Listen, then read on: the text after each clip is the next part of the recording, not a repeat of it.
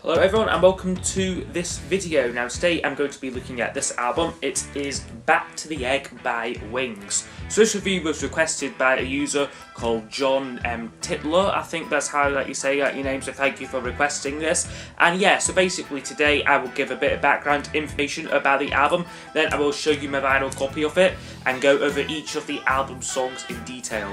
So this was the 9th studio album of Paul McCartney's post-Beatles career, released on the 8th of June in 1979. At this point in time, it could be said that McCartney's popularity was on the decline as newer music trends dominated the late 70s.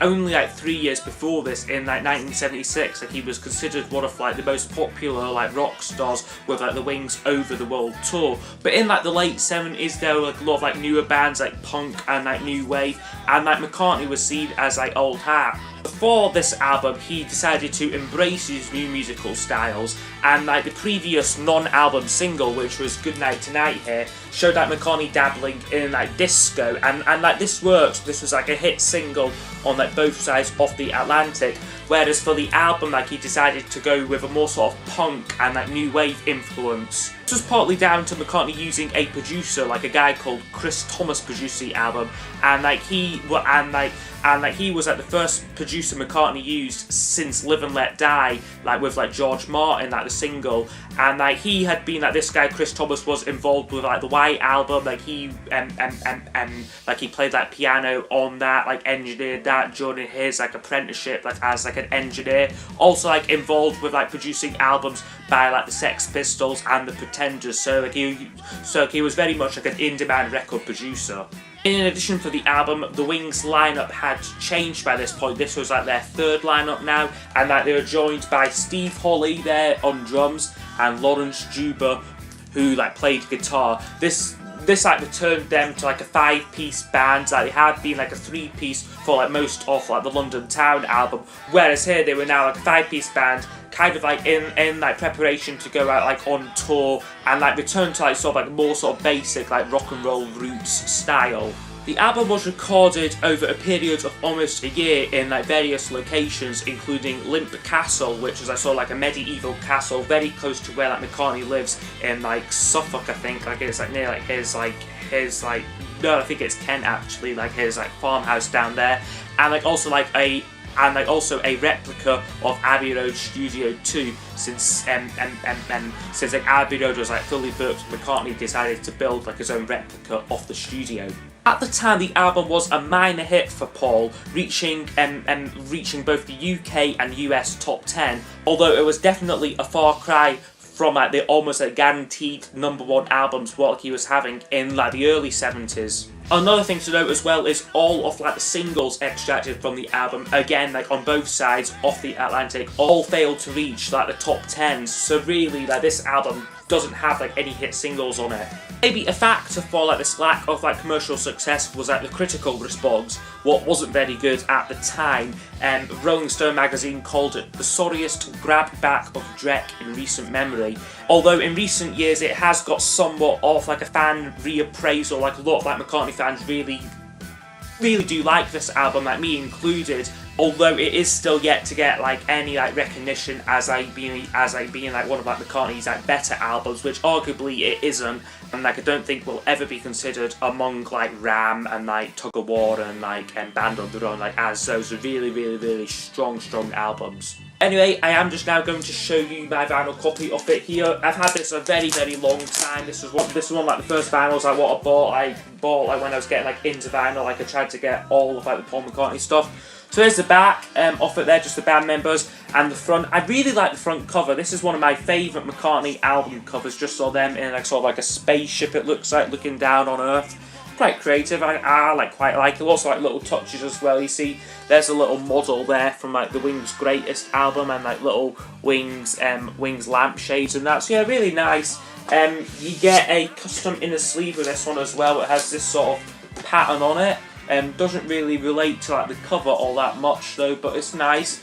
And then the back just has linear notes and songs and line-up credits and stuff. I keep the records in this plain sleeve though. and it's just Back to the Egg on a egg label, which is rather appropriate. And there it is there, the other side off, and the other side off like the record there. So I'm now going to go over each of the album's songs. I will score each song out of 10, and then those scores will be used to give us an overall percentage mark for the album.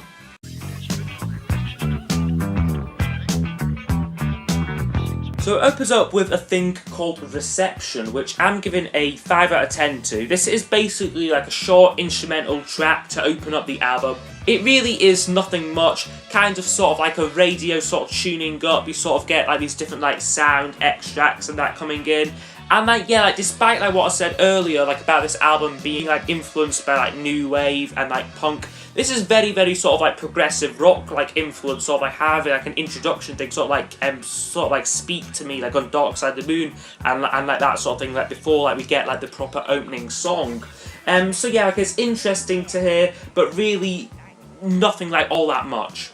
I'm getting closer to your heart. The actual proper opener to the album is called Getting Closer, which I do really enjoy, giving it an 8 out of 10. It is a really great rocking song. I suspect that McCartney was maybe smoking something like a little bit suspicious when like he was like writing like the lyrics to this song, because they make absolutely zero sense. But it doesn't really matter because it is a rocking song. And yeah, it was one of the singles released from the album that reached number 20 in like the US. So okay there, but like considering like a year before like he had like a number 1 with a little luck, it was kind of disappointing like result there.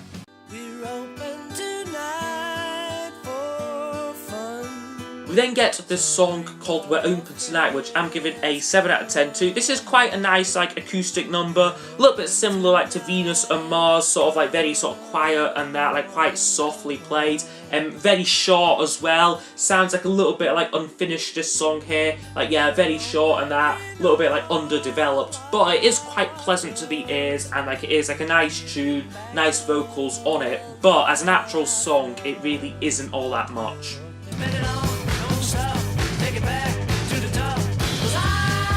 So the next song is called Spin It On, which I am giving a 7 out of 10 to. Now this is kind of like a punk influence song, sort of punk like new wave style.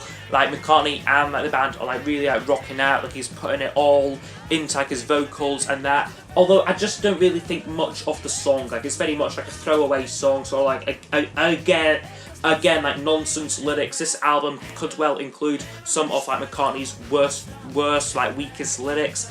And yeah, this song kind of like shows it. I mean, like yeah, like it isn't like all like great like lyrically, but the band do put in like a cracking performance. So they're all really like rocking out.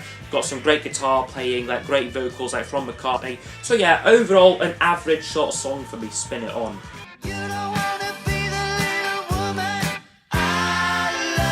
We then have a Denny Lane song, which is called Again and Again and Again. Now, I think this is one of the best songs on the album, giving it a 9 out of 10. Really, really, really strong song. A little bit more poppy, a little bit more like melodic, and like kind of like pleasing to the ears, a little bit softer, but it is really great. I mean, like McCartney helps out like with like the vocals on this one. It is really, really good, and like certainly for me much better than like Denny Lane's contributions to like the London Town album, which for me were like 2 of like the weakest songs on that album, whereas here his song turns out to be one of the better ones on the album. And yeah, Again and Again and Again, just a really, really fine song. Great vocal harmonies on it. And yeah, just a really, really great poppy song. I really, really like this one.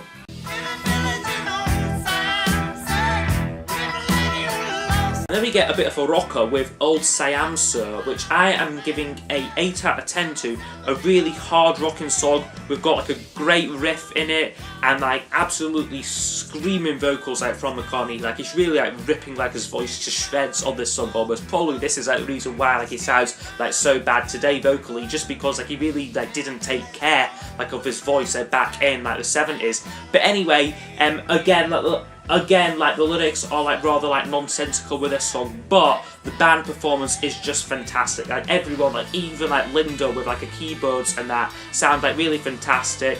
And like yeah, like the whole band, like despite this being like a brand new lineup, they're all playing really, really well together. and this was the first single released in like the UK. Believe I have actually got a copy of this one here. Thought like it was a flop though. It only reached number 35, and like yeah, it was very much considered like a disappointment, considering I think it was 2 years before Mulligan Tire was like such a huge like Christmas hit. And like yeah, this song here like getting to 35, considering that like this was like McCartney trying to keep up with like the new music what was coming out, was like a little bit disappointing.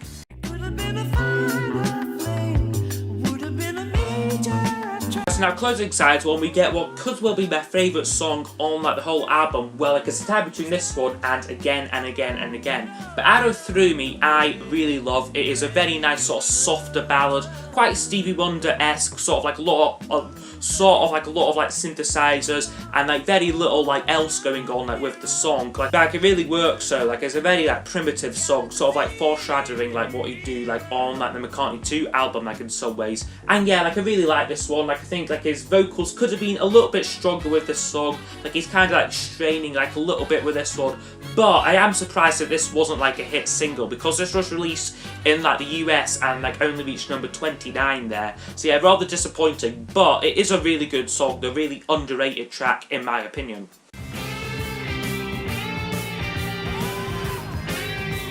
Opening up on side 2, we get a thing called Rockestra Theme, which I'm giving a 6 out of 10 to. Now basically what Rockestra was kind of like a like super group of like musicians featuring the likes of like Pete Townsend, David Gilmour, Hank Marvin, John Bonham, and like Ronnie Lane, like to name a few. Basically like anyone in like McCartney's phone book.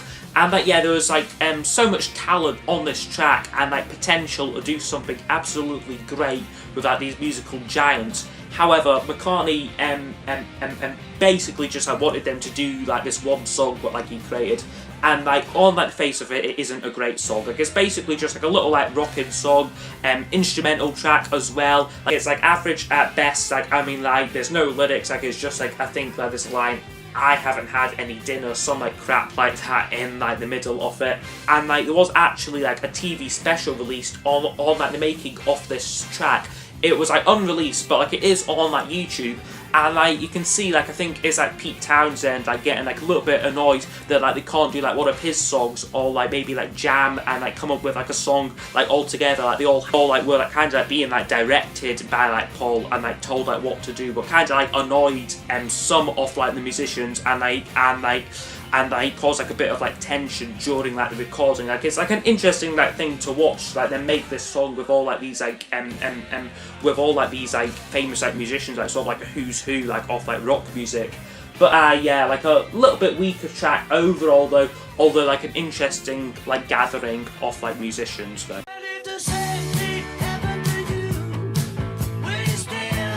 And now the second track on side 2 is called To You, which I'm giving a 8 out of 10 to. This is a good little song. What I think kind of gets like lost on like the album, like especially coming after like Rockestra Theme. But I really like it though. I think it is a great little rocking track. Again, like I like the lyrics McCartney's saying like, if it happened to you, you'd feel like as bad as me, and like that sort of thing. So yeah, like I like the lyrics, and like the playing like is like really great on this song. Like Lawrence Struber like especially does like a cracking guitar solo on it, and like what has like a really like unique sound on it. And yeah, it is like a good song. A little bit like underdeveloped though, like maybe drags a little bit towards the end, but it is still a really, really, really nice track though. And To You.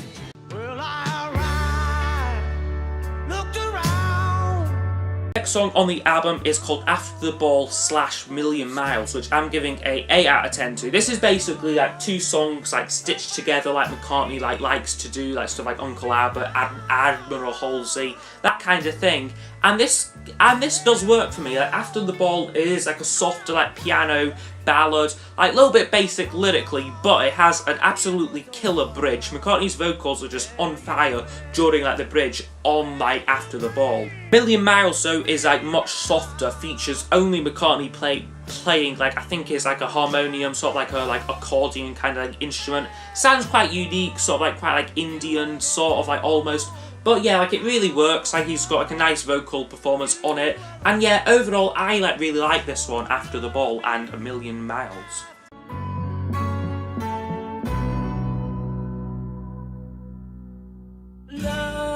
And then we get another favourite track of mine, Winter Rose and Love Awake. Again, like another like joined up together like two songs like in one sort of piece.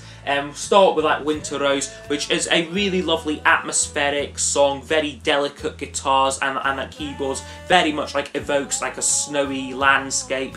And then like Love Awake comes in, and like it's almost like the spring has like arrived. It sort of like opens up quite airy, quite like fun song, and like yeah, I could really like the combination of the two. They really go hand in hand, these two tracks. And yeah, like Love Awake is like a nice like acoustic number, features like some slightly soppy lyrics, so sort of like I love you, you love me, how like love is like a brilliant thing and like all that sort of thing, like and stuff like what McCartney really likes to write about and that. But it is a nice song though nonetheless. I do really enjoy these two tracks together, Winter Rose and Love Awake. Got a chance and we'll take it. We may win or we may lose.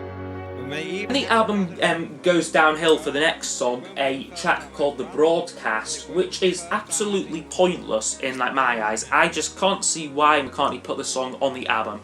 Basically what this is like it features like the owners of like Limp Castle, where like much of like the album like was recorded like as like I said, reading like various like texts, and I think it says here what like the actual texts are.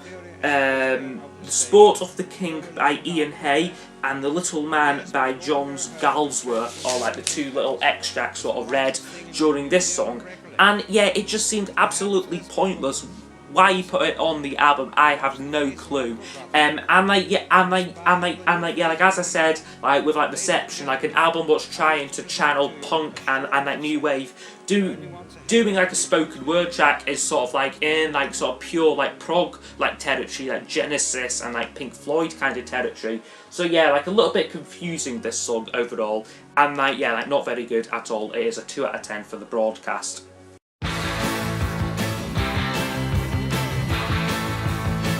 Penultimate track now is called So Glad to See You Here, which I'm giving a 8 out of 10 to. This is the second Rockestra track and like much better than the theme. We've got a great vocal like from McCartney.